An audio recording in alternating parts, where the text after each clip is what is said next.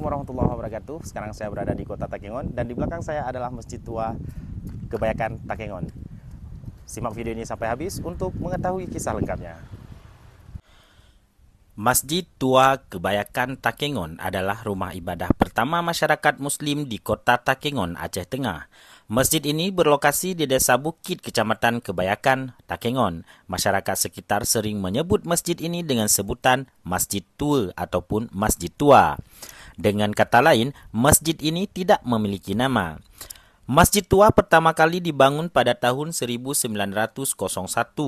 dengan bangunan yang sederhana yang beratapkan rumbia ataupun daun dari daun sagu dan ijuk atau daun dari pelepah daun kelapa. Selain tanpa nama, masjid ini memiliki keunikan lain terlihat di beberapa bagian bangunan yang memiliki bentuk rupa mirip dengan arsitektur Tiongkok.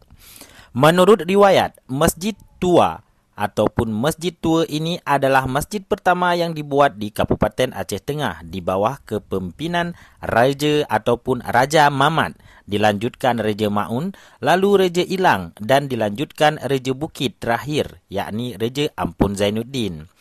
Di masa lalu, masyarakat melakukan solat Jumat di masjid tersebut. Namun, seiring berjalannya waktu dan peningkatan penduduk sehingga pemerintah Kabupaten Aceh Tengah sekarang menjadikan Masjid Tua ini sebagai situs sejarah.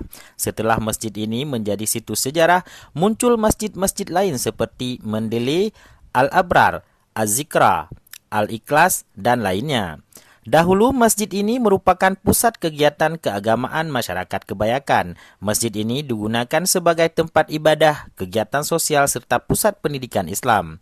Menurut sejarah, masjid ini merupakan masjid pertama yang didirikan di Kabupaten Aceh Tengah, di mana menurut beberapa catatan sejarah, Belanda turut menyumbang dalam pembangunan masjid ini sebanyak 100 gulden atau setara dengan Rp898.364 saat ini. Dilihat dari arsitektur masjid ini, Masjid Tua Kebayakan juga memiliki kesamaan rupa bentuk dengan masjid tua lainnya di Aceh, dengan bangunan bertingkat dan ruangan tertinggi merupakan tempat muazzin dalam mengumandangkan azan.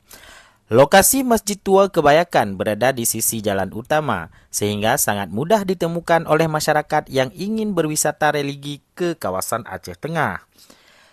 Kini Masjid Tua Kebayakan sudah menjadi cagar budaya dengan kondisi yang terawat, di mana masjid ini sudah mengalami perbaikan di beberapa bagian. Meskipun ukuran masjid yang tidak begitu luas, namun Masjid Tua Kebayakan Takengon terlihat sangat menawan ditambah dengan kombinasi alam Takengon yang sejuk dan berbukit.